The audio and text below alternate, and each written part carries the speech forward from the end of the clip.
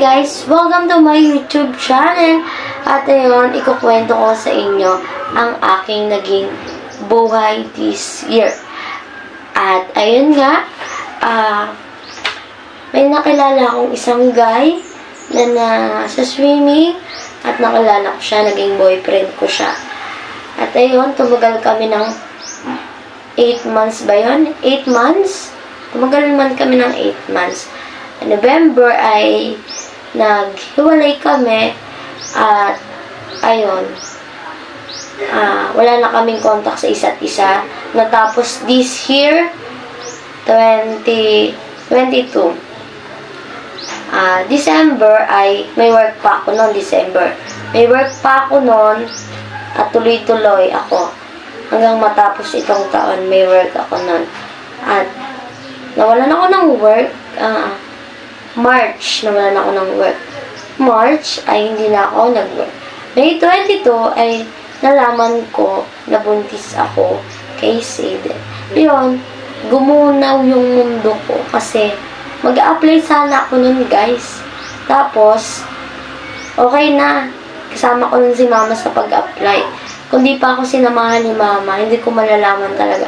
Wala akong idea talaga, guys. Wala. At ayun, yun nga. Tapos ay nagpa-medical ako, syempre.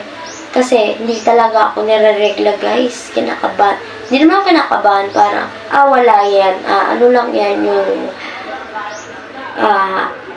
isang buwan, wala, ganyan-ganyan. Parang ano lang. Wala yan, parang wala lang sa akin. Hindi ko pinansin. Tapos, ayun nga, nag-apply ako. May 22 ay tinawagan ako ng pabrika. At ayun nga, yun, okay naman yung naging medical ko. At parang kinakabahan ako, hindi ko alam, basta kinakabahan ako. At ayun, nalaman ko nga buntis ako. Sabi niya, may boyfriend ka ba? Sabi ko, wala na po, walay na po kami. Pero nagalaw ka niya. Sabi ko, opo, madaming beses na rin. Sabi, taas ka muna sa taas, punta ka muna sa taas. Mag-PT ka muna. Tapos, ayun, ay nag-PT nga ako. Positive nga. Ayun, umiyak ako, syempre. Umiyak. Sabi ni mama, ba't ka naiyak?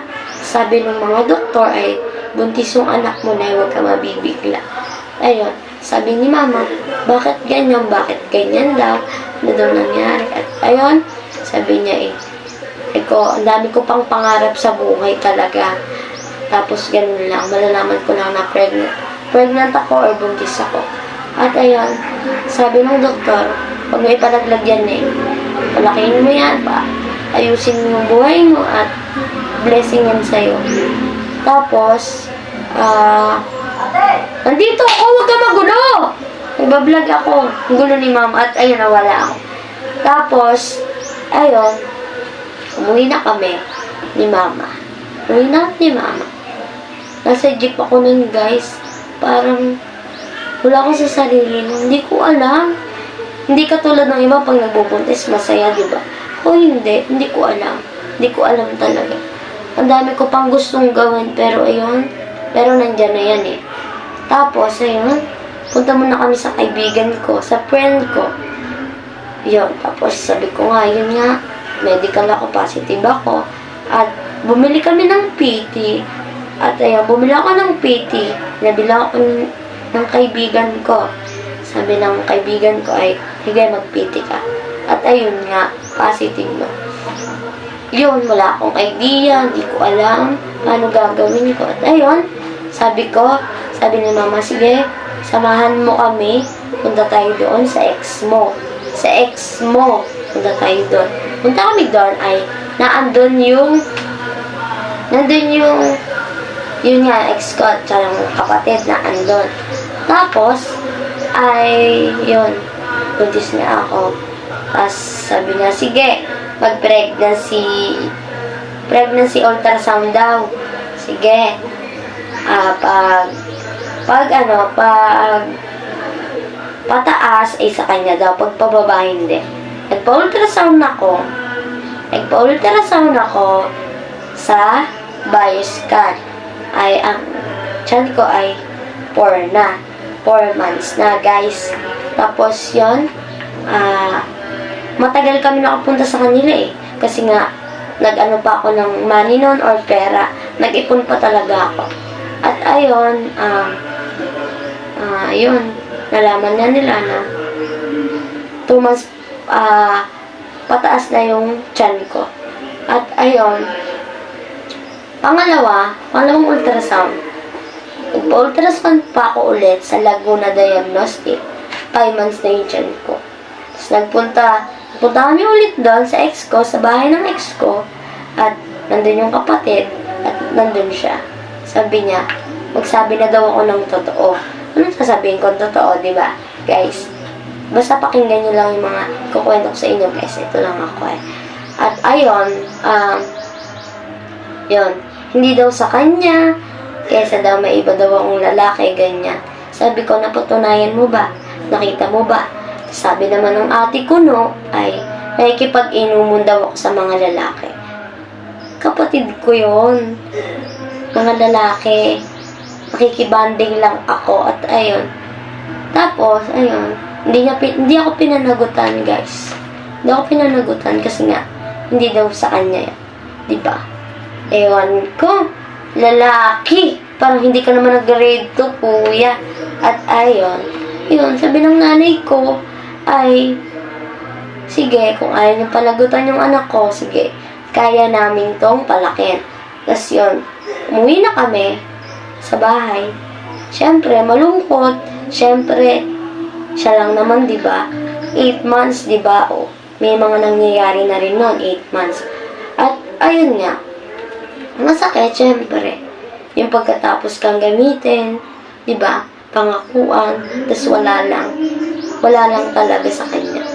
At ayun, yun, naging matatag ako at ayun, nung nalaman ko buntis ako, syempre, naalagaan ako ni mama, nandiyan si mama.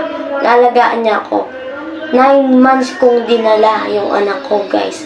9 months na pamilya ko lang ang naing dyan. 9 months din na lagi akong umiiyak. Hindi ko alam gagawin ko. Kaya ko ba or hindi? Tapos, ayun, tuloy-tuloy lang hanggang nanganak ako. At ayun, sinilang ko siya November 1, 2023. At ayun, nanganak ako, 2 days ako nag-labor.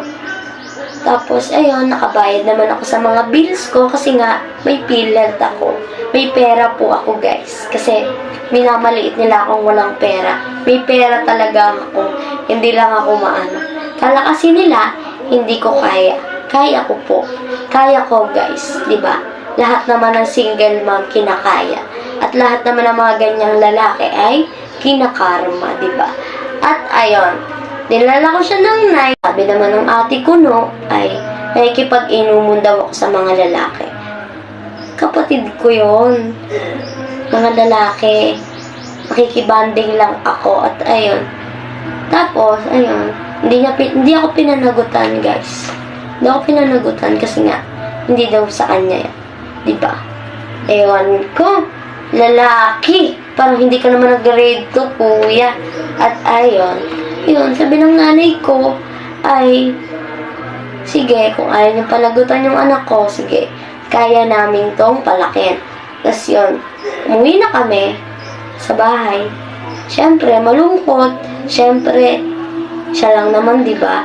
8 months, diba? O, may mga nangyayari na rin noon, 8 months. At, ayun nga, masakit, siyempre. Yung pagkatapos kang gamitin, diba? Pangakuan, tas wala lang talaga sa kanya. At ayun, yun, naging matatag ako at ayun, nung nalaman ko buntis ako, syempre, naalagaan ako ni mama, nandiyan si mama. Naalagaan niya ako. 9 months kong dinala yung anak ko, guys. 9 months na pamilya ko lang ang naing dyan. 9 months din na lagi akong umiiyak. Hindi ko alam gagawin ko. Kaya ko ba or hindi? Tapos, ayun, tuloy-tuloy lang hanggang nanganak ako. At ayun, sinilang ko siya November 1, 2023. At ayun, nananak ako. 2 days ako nag-labor. Tapos, ayun, nakabayad naman ako sa mga bills ko kasi nga, may PhilHealth ako. May pera po ako, guys. Kasi, minamaliit nila akong walang pera. May pera talaga ako. Hindi lang ako maano. Kala kasi nila, hindi ko kaya. Kaya ko po. Kaya ko, guys. Diba? Lahat naman ng single mom kinakaya. At lahat naman ng mga ganyang lalaki ay kinakarma, diba? At ayun, nilala ko siya ng 9 months. Healthy baby at lumabas siya ng 5:90 ng hapon. At ayun, nakaraos na ako. Natanggal na yung tinik sa katawan ko. At sobrang saya ko. Ang dami kong pinagdaanan sa buhay. Lalabas ko yung baby ko ng normal. Nakakainom ako ng mga vitamins. Nakakain ko yung mga gusto ko. Yun. Diba? Tapos, ay, yun, lumabas siya. At ngayon, nag 1 month siya. Binili ko siya ng cake. Nag 1 month siya. Nag 2 months siya. Ayun. Pinagdarasal ko na lang araw-araw na maging healthy yung baby ko. At ayun, tinutulungan din ako ng mga kapatid ko. Minsan, pag may mga needs din ako na kailangan ko, ay tumutulong din naman sila. Pati yung kita ko. Ayun, pasalamat ako kasi nandiyan yung mga kapatid ko na laging natulong sa akin. Hindi ko man masabi sa kanila ng personal na salamat kuya, salamat mama, salamat papa. Hindi. Pinagdadasal ko na lang yung mga nagagawa nila sa akin at salamat pa din kasi nandyan sila ng 9 months hanggang sa paglabas ng anak ko. Ayun, naging masaya naman ako pero lahat ng hirap ko, sakit, ay kinaya ko nang wala yung ex ko. At ayun, yung mga needs ko naman, nakukuha ko naman. Ayun yung kwento ng buhay ko, guys, di ba? Masalamuot pero happy ending. Ako lang, parang naging single mom ako. Okay lang kahit single mom. Hindi naman ako nahihiya, guys, Ayun, at basta napapalaki ko ng ayos yung anak ko, nakikita nilang magandang suot, may dede, may gatas, di ba?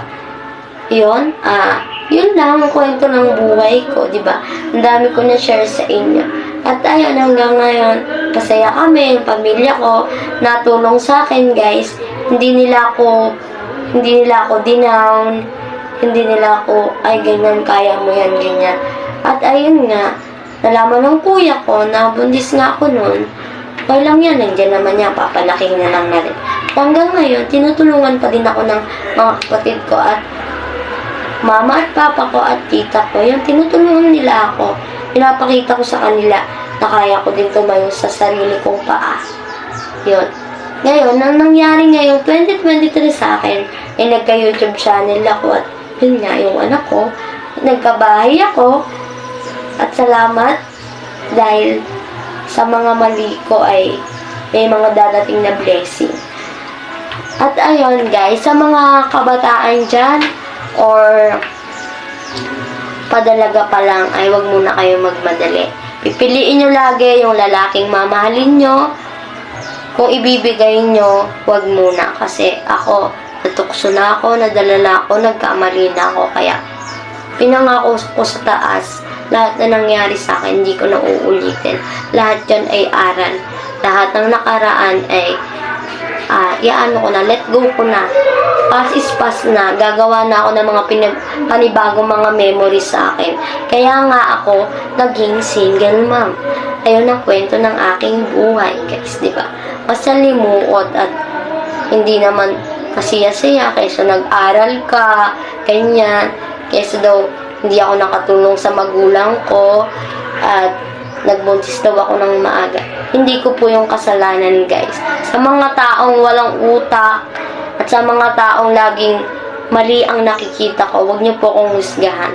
Lahat po ng tao ay nagkakamali. Okay? Hindi lang ako, buong mundo. Hindi lang ako nabuntis ng maaga. nasa tamang edad na po ako. Hindi po ako nagbuntis ng 18, 17, hindi. 21 years old po ako nagbuntis. At tapos na din po ako mag-aaral at tapos po ako ng senior high.